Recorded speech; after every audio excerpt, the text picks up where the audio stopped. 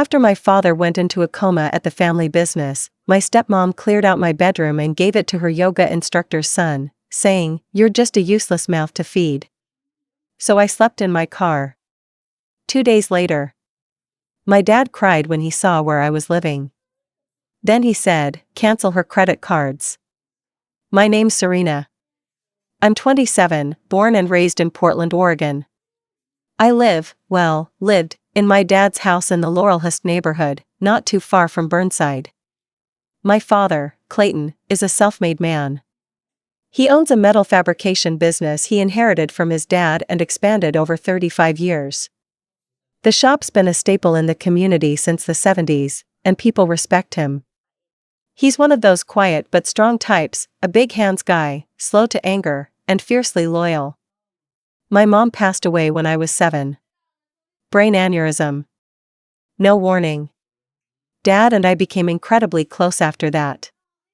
It was just us for a long time until he met Delora when I was about 13.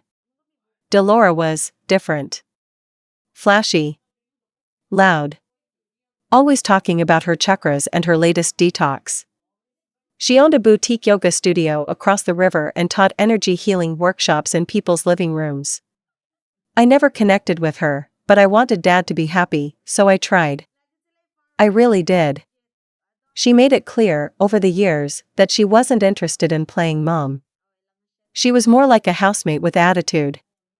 She would passive-aggressively comment on my clothes, call me intense, or say things like, "Serena, not everything has to be about structure and spreadsheets."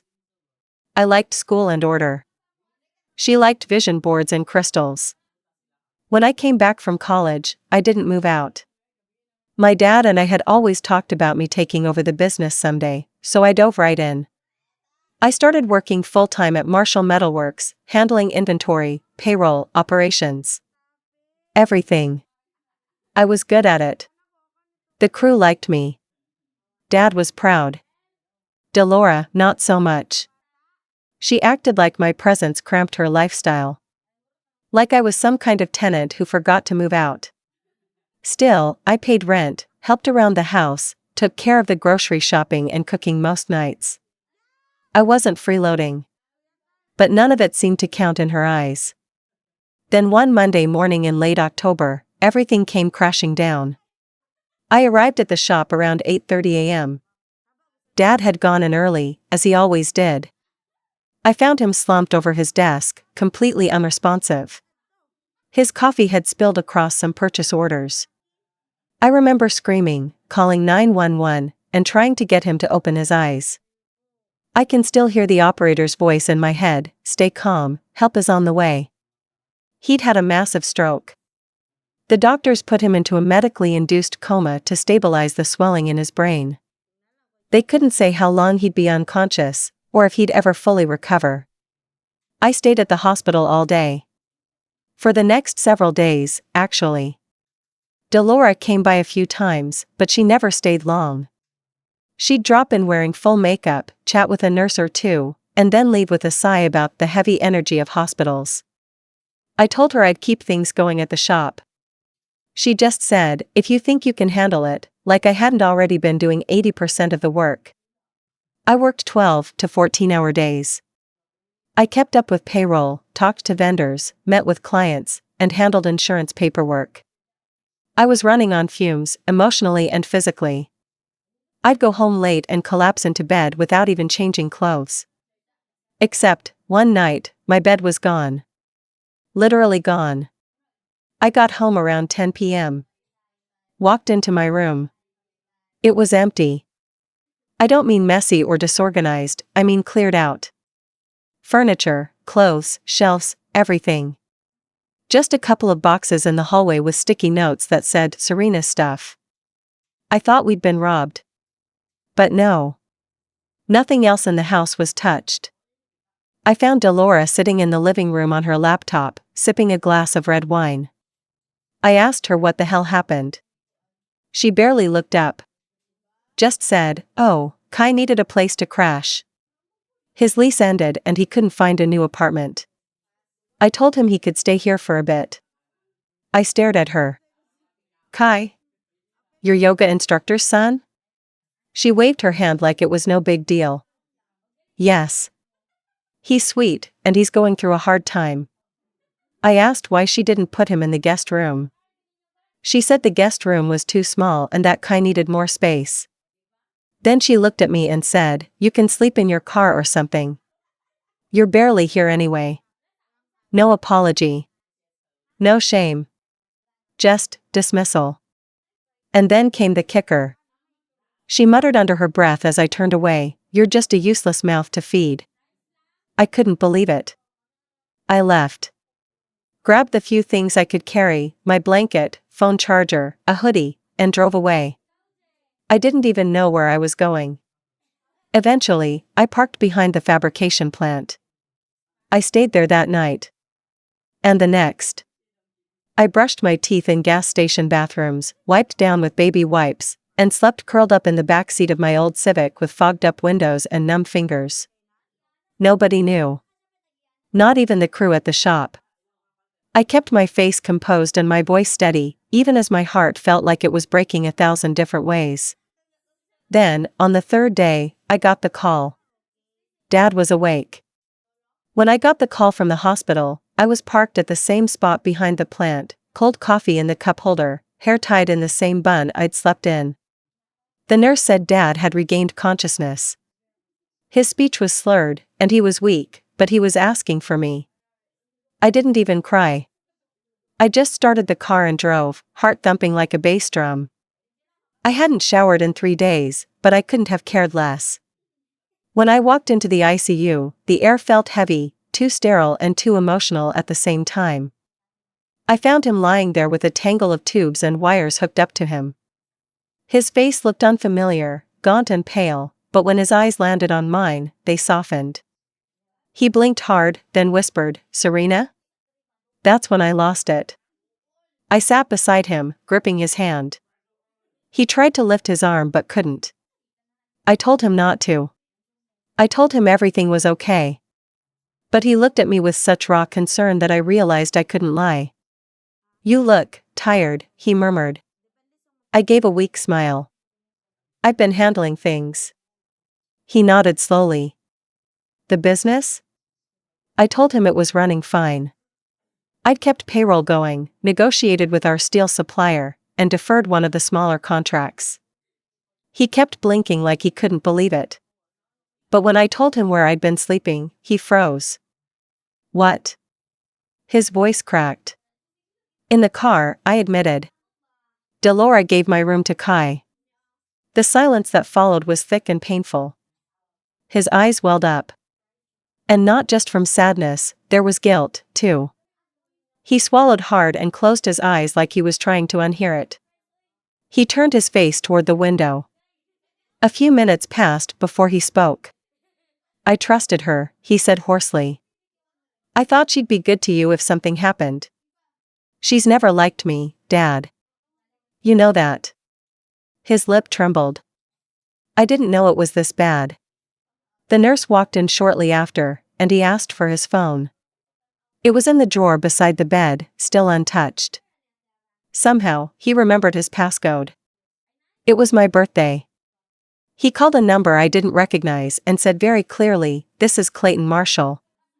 I want Delora's credit cards frozen. All of them. Today." Then he turned to me and said, "I want her out of that house." I didn't say anything right away. I just nodded, numb, relieved, and still so shell-shocked by everything. By that afternoon, I had moved back into the house. Delora wasn't home, and I didn't know where Kai was either. I texted her, short and to the point. "Dad's awake. You need to find somewhere else to stay." She responded 20 minutes later. "You can't tell me what to do. This is my home too." I didn't reply. But later that night, when she tried to use one of her cards at a local boutique and it was declined, I got a different kind of message. "What the hell is going on? You're abusing your power, Serena. This is illegal." I ignored it. The next morning, I met with our family attorney, Mr. Hastings. Dad had called him from the hospital and told him to begin divorce proceedings. Apparently, he'd kept a postnup in place just in case after some incident involving a shady business partner of Delora's 2 years prior. That little document, signed and notarized, was about to become very important. Within 48 hours, the wheels were in motion. Delora came storming into the house the day after the freeze. Hair disheveled, wearing heels and a fur-lined vest. She looked unhinged. She tried yelling, demanding to speak to Dad, claiming this was a violation of her rights. "You had no right to kick me out," she shrieked. "You think you're in charge because he's sick?" I didn't even raise my voice. "He's awake. And he's already filed for divorce." That shut her up for half a second. When she recovered, she spewed a string of insults, said I was manipulative, jealous, pathetic. Told me she sacrificed so much for this family and that I had no idea how hard it was to keep things together while Dad was out. I didn't bother replying. Her tantrum didn't deserve my energy. Eventually, I had to call the police to get her to leave. She tried to say the house was as much hers as it was Dad's, but the officer reviewed the property title and the postnup. She was allowed to collect her personal items with a police escort. That was it. She didn't say goodbye. Kai showed up briefly the next day, clearly uncomfortable. He didn't say much, just gathered some things and left. I didn't feel anger toward him. He was a 25-year-old barista who got caught in the middle of someone else's mess. Still, he never apologized, and I never expected him to. After she left, I found something that broke me again, but in a different way. In a box she'd stashed under the stairs, I found several old photos of my mom, ones I hadn't seen in years. Pictures of us at Crater Lake, me blowing out candles at my 7th birthday party, my mom holding me in the hospital room when I was born. She had kept them all hidden. Why? I'll never understand. Maybe she was threatened by the memory of someone she could never be.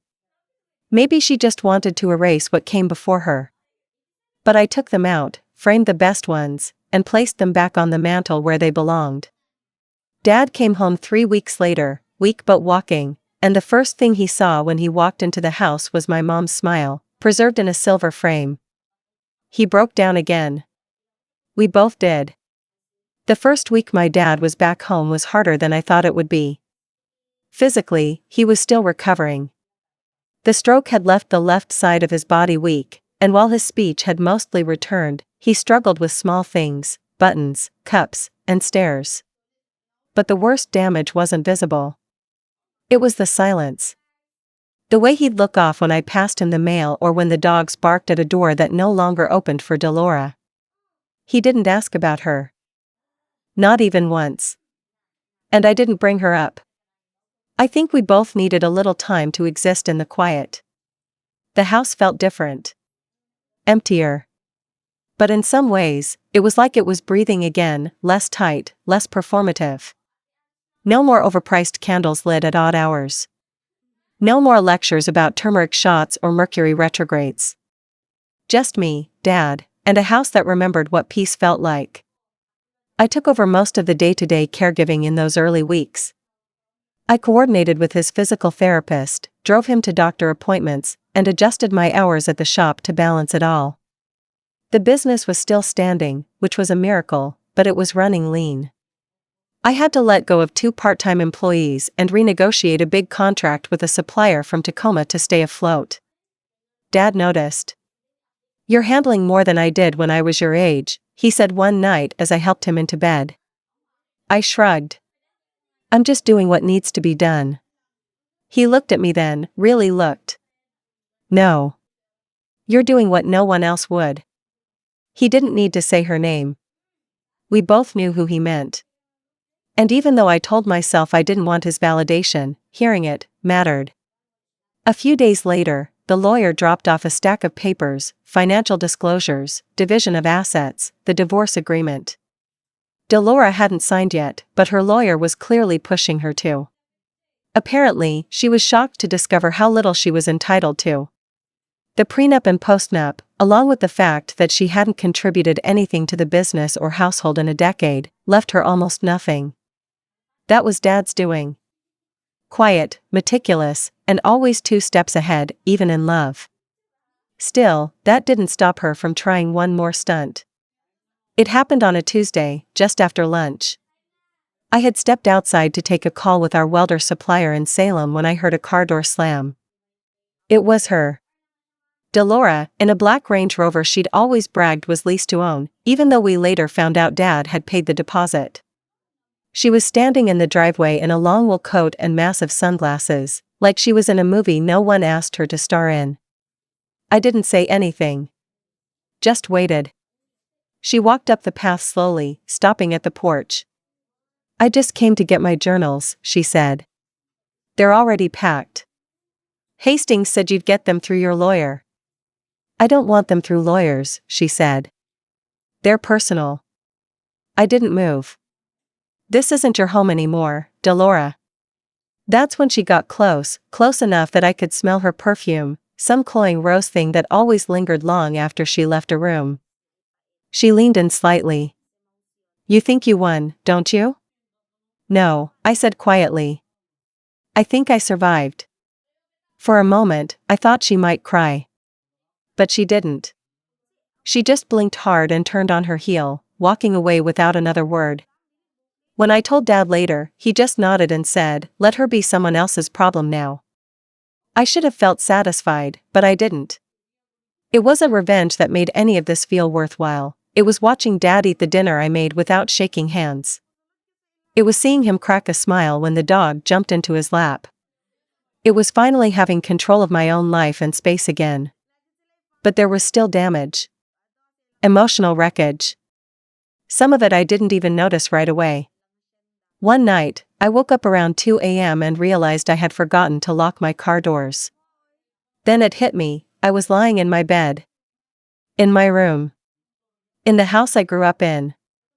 And yet, my first thought had been about the car. That's what 2 nights of isolation and rejection can do to you. It wasn't the cold that stuck with me, it was the feeling of being discarded, like I didn't belong in my own home. The house had memory, but so did I. I didn't tell anyone this, but I still haven't unpacked 2 boxes from the garage. Part of me is scared too, like if I hang all my clothes back up, it'll give the universe permission to rip the floor out again. Dad started asking about bringing in someone part-time to help him while I'm at the shop. He knows I'm stretched thin, and I appreciate the offer, but I haven't agreed yet. I think some part of me still feels like I'm the only one who can hold this all together. But something changed this week. I got a letter. Not an email. A letter.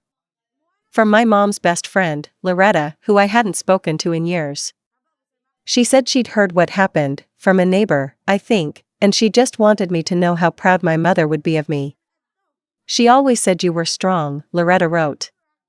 But I don't think she even knew just how much. I cried for 20 minutes after reading that. I don't know what the future holds. I don't know if Delora will keep trying to cause problems, or if the business will bounce back to full strength.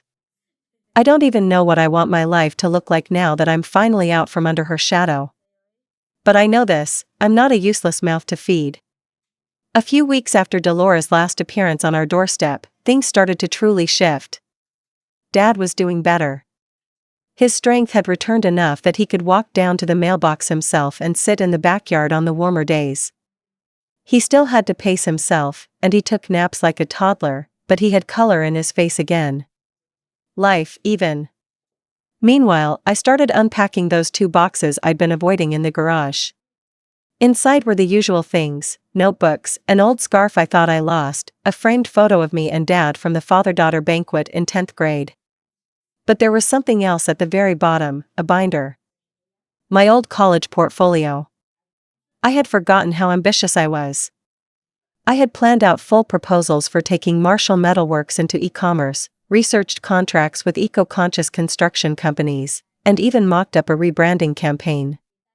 But life, and Delora's toxic presence, had slowly shrunk my ideas down into just keeping the place running.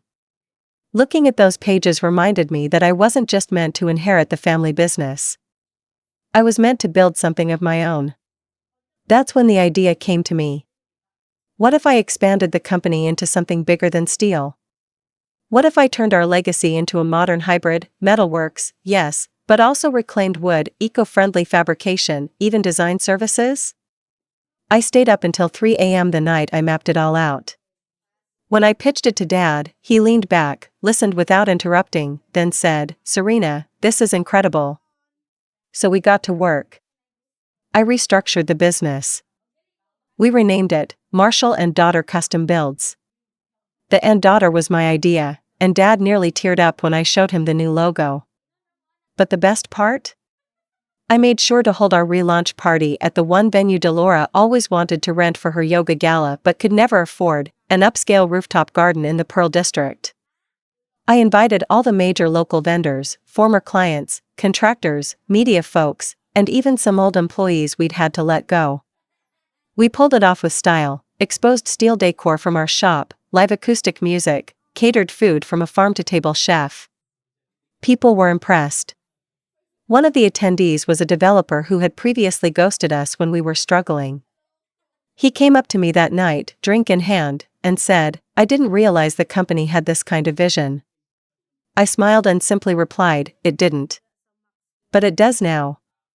A week after the launch, I got a call from an old acquaintance. Apparently, Delora had caught wind of the event and was furious. She'd seen photos on social media, my face in a local business journal, standing next to Dad, shaking hands with a councilwoman, smiling like I'd just found my place in the world. She tried to claim part of the credit for the company's success. She told people she had helped raise me, influenced the rebrand, and supported my leadership. I didn't even bother correcting her publicly. Instead, I took the more strategic route. I sent an anonymous tip to a friend who ran a podcast about local scams and wellness cults. They'd been looking into some shady behavior in the yoga and holistic healing community, fake certifications, financial manipulation, questionable retreats. I handed over what I'd found months earlier while cleaning out Delora's office. Invoices that didn't match up. Retreats billed as non-profit that were clearly for profit. Some weird PayPal activity that made my skin crawl. The podcast ran a full 90-minute episode featuring Delora M. and her dubious activities. They never said her last name, but anyone who knew her connected the dots fast.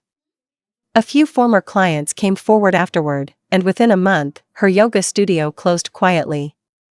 No grand finale. No public meltdown. Just a notice on the door and an Instagram account that stopped posting. That was the real revenge, not fire and fury, but accountability and exposure. Watching her little empire of mirrors collapse without lifting a single violent finger. Dad and I never talked about the podcast. But one evening while watching a Blazers game, he looked over and said, "You've got a good head for business and justice."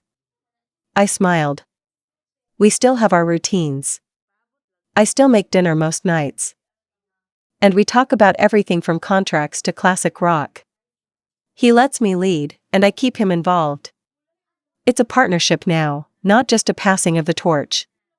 Last month, I got an award from the Portland Women in Trade and Construction Group, Young Entrepreneur of the Year. They asked if I'd say a few words. I kept it short. People think revenge is about doing harm to someone who hurt you. But to me, it's about building something they can't touch. Something stronger than what they tried to take away. I got a standing ovation. Delora probably saw it. I hope she did. But even if she didn't? That moment was mine. Just like everything she tried to steal from me. And I'm never giving any of it back.